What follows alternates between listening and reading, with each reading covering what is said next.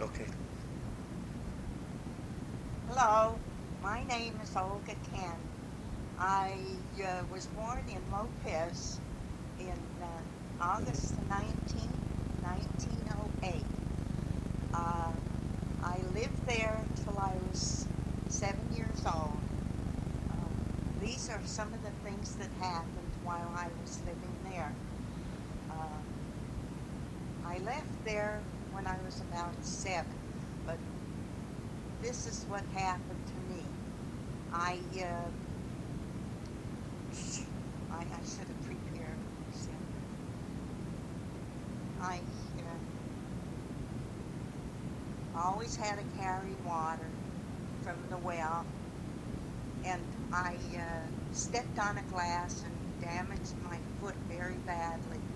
And in them days, they didn't put sutures in the bad cut.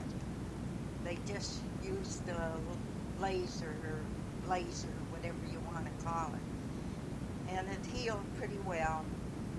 And another thing happened to me. A house burned down, and my cousin Richard Dietz, he threw a soda bottle down on my head, which cut it very badly. And I was sweeping the steps down, and the roof of the house got burned down, but nothing else got burned down. And a neighbor, he had a little knick-knack store. He sat me up on the counter, and the blood was dripping down my face and down my back. And he sang a song in Syrian to me, and some other things happened. We had wild strawberries in the back of our home, and I used to pick up rocks, and there'd be snakes there, and it didn't bother me at all. I wasn't afraid. And then along the side of the property, there was a creek, and big rocks was always in there, and I almost drowned going there. And my father was only 36 years old. He got hurt in the mines. He was squeezed between two rocks or two chunks of coal, and he died on the way going to the hospital. And in them days, they only put the injured on a porch and left them there. And at the top of the stairs in the house that we lived in, I don't know if it was haunted or what, but at the top of the stairs, my oldest sister saw some kind of a terrible looking thing with big eyes, and it kept telling her, get him new shoes, get him new shoes.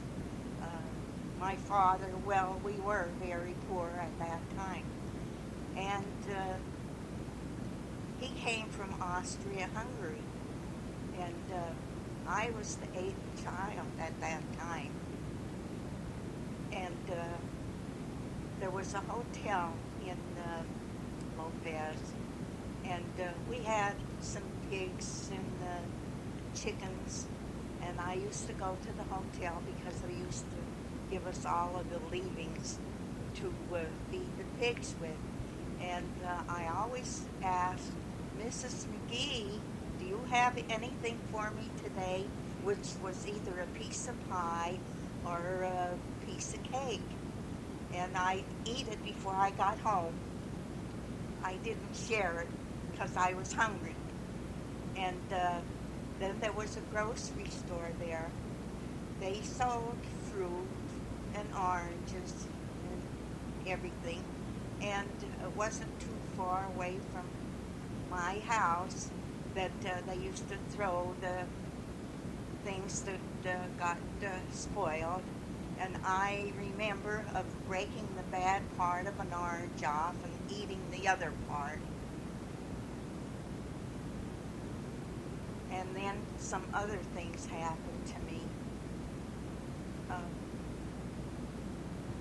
we moved from Lopez to Plymouth. We lived in one house for a while. Then we moved farther in town. That was downtown.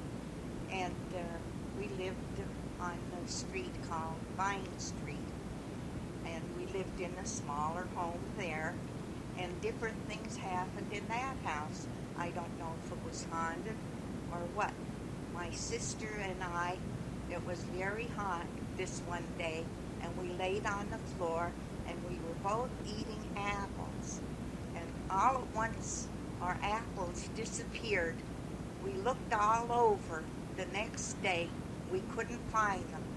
And we both almost fell going down the steps to get downstairs. We were so frightened. Then we moved from that house into a bigger house, which was also must have been a haunted house. My brother came home late one night, and he wanted to go up the stairs. We had like a fancy drape as you went up the stairway, and something in that stairway would not let him go up the stairs. And then one day I was playing out with one of my friends. This happened in the same house. We were playing, and then we heard an awful bang and noise. Went in the house.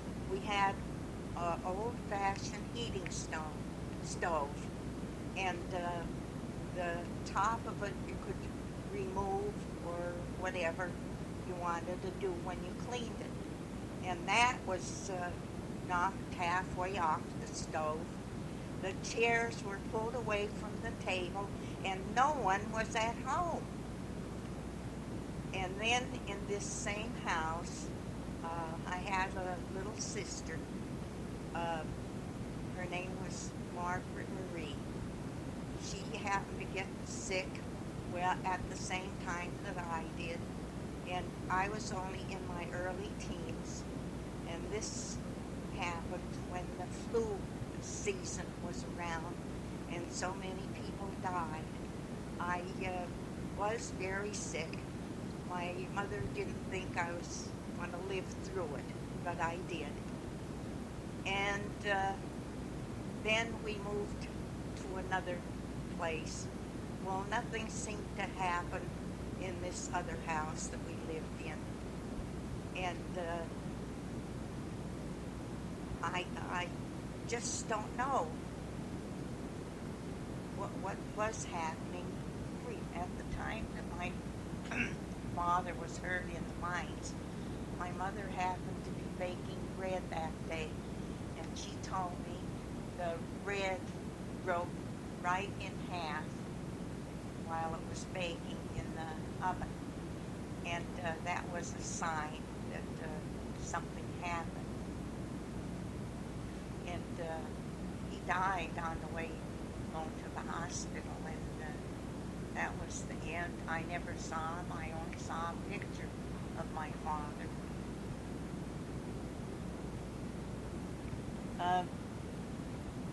When we lived out in Lopez, why, we had some chickens and rooster and pigs, and we had an outhouse, and every time we went to the outhouse, we had to carry a club with us.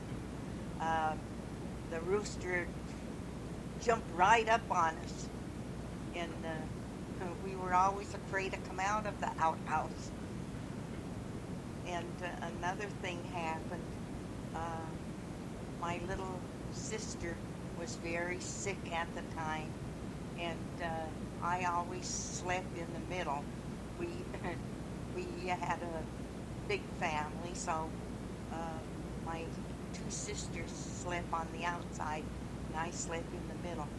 And I happened to look out at the stairway there. There was a little white poodle dog, and we didn't own a poodle dog. That was some kind of a sign, I guess, because my little sister was very sick at that time.